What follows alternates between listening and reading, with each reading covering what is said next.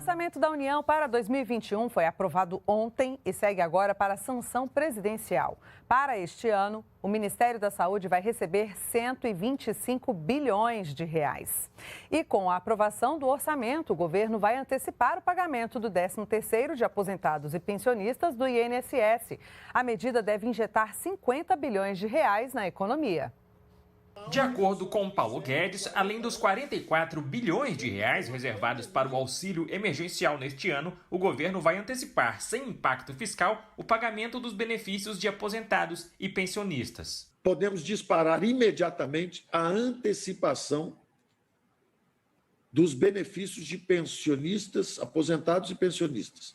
Ou seja, mais 50 bilhões vêm de dezembro para agora.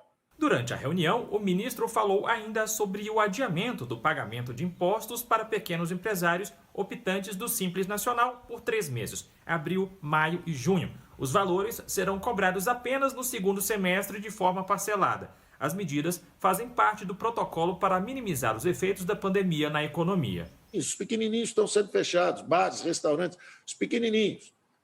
Então, eles agora também vão ter esse diferimento. Isso é em torno de 27 bilhões que nós não retiraremos de circulação.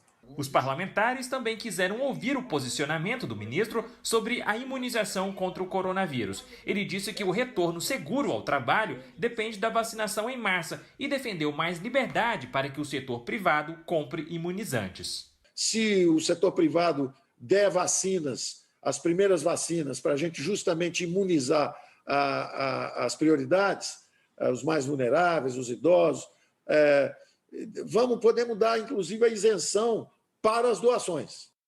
E o presidente Jair Bolsonaro anunciou a retomada de medidas para socorrer empresários e evitar demissões.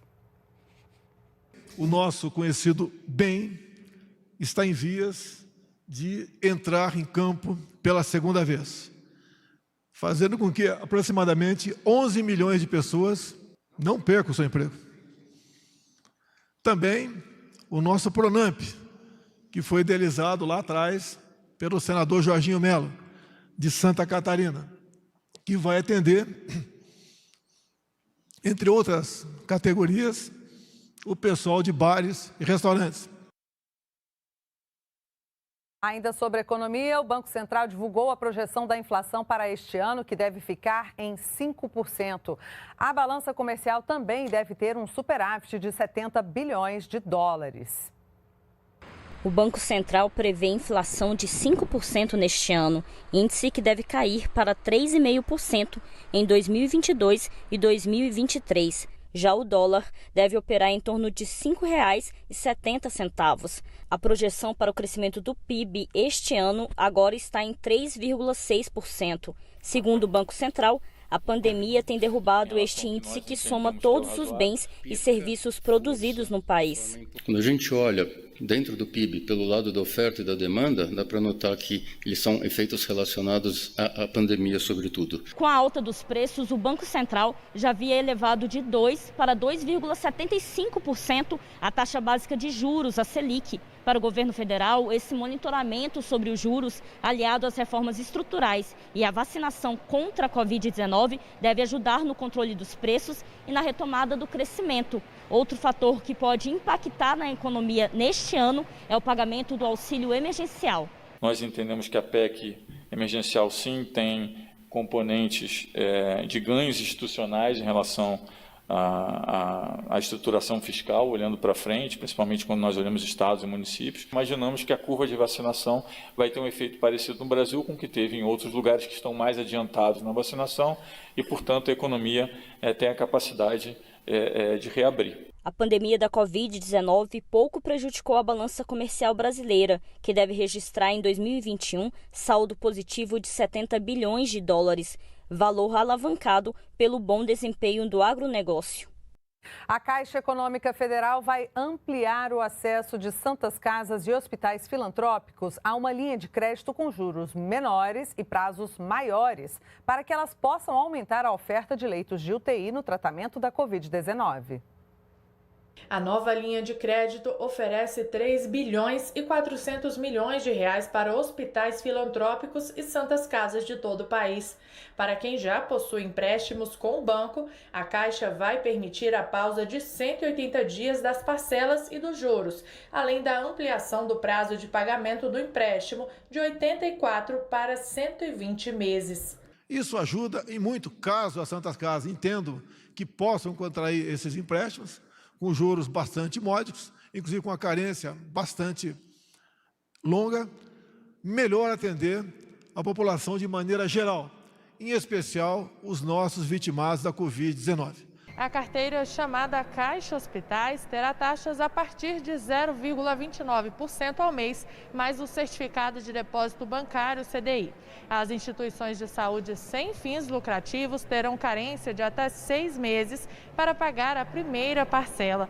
A taxa de juros da nova linha de crédito é 42% menor que a cobrada atualmente. 286 entidades são atendidas pela linha Caixa Hospitais. A expectativa da Caixa é atender mais de 1.600 instituições sem fins lucrativos em todo o país. É algo importante para a saúde brasileira, é algo que faz sentido socialmente para a Caixa Econômica e faz sentido matemático.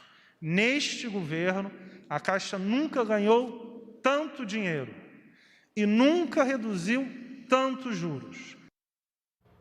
O Ministério da Saúde começou a distribuir mais 4 milhões e 200 mil doses de vacinas contra a Covid para todo o país. Esta é a segunda remessa em menos de uma semana. O lote conta com as primeiras doses da vacina de Oxford, que chegaram do consórcio COVAX Facility, 1 milhão no total, e outras 3 milhões e 200 mil da Coronavac, do Instituto Butantan. E a Agência Nacional de Vigilância Sanitária já começou a analisar o pedido de registro de vacina feito pelo laboratório Janssen. Para agilizar a vacinação em massa e reduzir a circulação do vírus, o governo federal, esta semana, fez uma coalizão entre os 3 poderes. E o presidente Jair Bolsonaro assinou nesta quinta-feira o decreto que cria um comitê para coordenar as ações de enfrentamento à pandemia.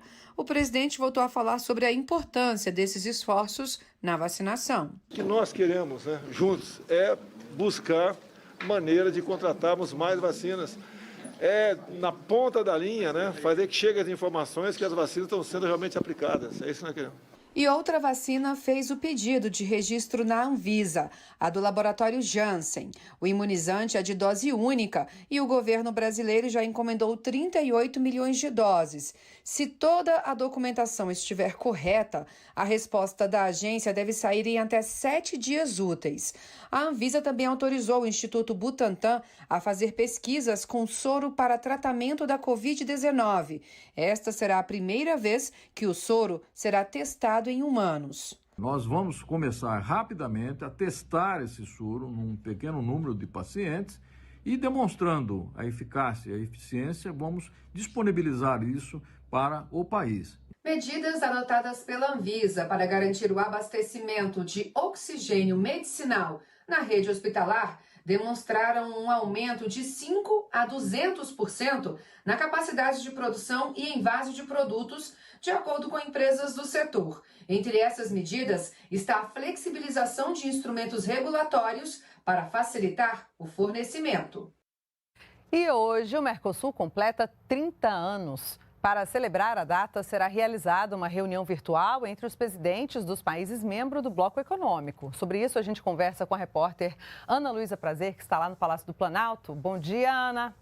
Oi, Dani. Bom dia para você, bom dia para todos que nos acompanham. Isso mesmo, esse evento de comemoração está marcado para as 10 horas de hoje, horário de Brasília.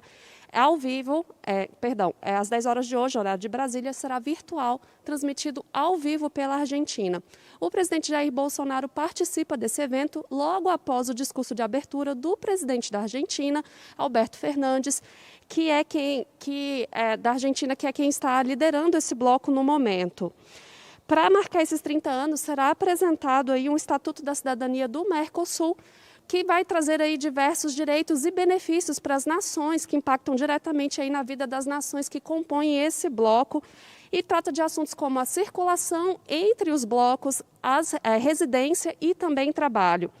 Lembrando que os países que formam o Mercosul são o Brasil, Argentina, Uruguai e Paraguai, e que essas nações juntas contam com a população de 300 milhões de habitantes.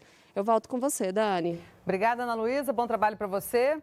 A reserva extrativista Chocoaré, no município de Santarém Novo, no estado do Pará, foi adotada pelo programa do Ministério do Meio Ambiente, que, em parceria com a iniciativa privada, quer modernizar e revitalizar as unidades de conservação. O ministro Ricardo Salles comentou mais essa adoção. Nós, obviamente, quando temos contato com as empresas, sugerimos que elas analisem o programa, o Adote um Parque, e algumas nos procuram voluntariamente, depois até de consultar no site a lista de unidades de conservação que estão compreendidas no programa, e a partir daí se estabelece um protocolo de intenções, apresentação de documentos e seguir o processo que foi delimitado no decreto. Um remédio para a pandemia que tem como principal agente a solidariedade. Empresários, comerciantes e funcionários da Companhia de Abastecimento de São Paulo, a CEAGESP, se uniram e arrecadaram quase 300 toneladas de alimento. O destino das doações é a população da cidade de Aparecida, famosa pelo turismo religioso e que agora sofre com a queda dos peregrinos. A distribuição dos alimentos marca o início de um programa do governo federal para que essa mesma ação aconteça em todo o país. Foram apenas 3 dias de arrecadação e o resultado está aí, nessa quantidade de caminhões que levam mais de 290 toneladas de alimentos. O destino do socorro é Aparecida.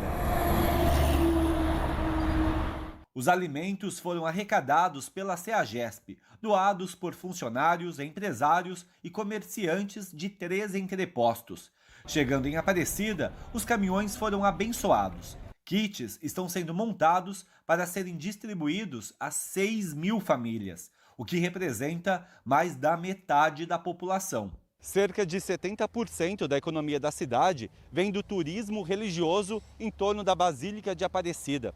Mas sem turistas por causa da pandemia, a situação de hotéis, restaurantes e pequenos estabelecimentos está cada vez pior. Nós tínhamos muitas famílias passando muita necessidade de verdade. O município de 37.000 habitantes chega a receber mais de 100.000 pessoas. Sem os turistas, as dificuldades de quem vive por aqui só aumentam. A Aparecida ela não tem uma indústria, ela não tem uma fábrica que sustenta a população da cidade. A gente está dando graças a Deus que está chegando esses mantimentos aqui na cidade. A distribuição dos alimentos começa nesta sexta-feira e vai marcar o lançamento do projeto Brasil Fraterno, que vai criar uma rede para garantir segurança alimentar por meio da doação de alimentos, especialmente neste momento de pandemia. A gente veio aqui para tentar trazer um pouco de ânimo para essa população e para trazer a mensagem de solidariedade. Que bacana, né, gente? Nós ficamos por aqui.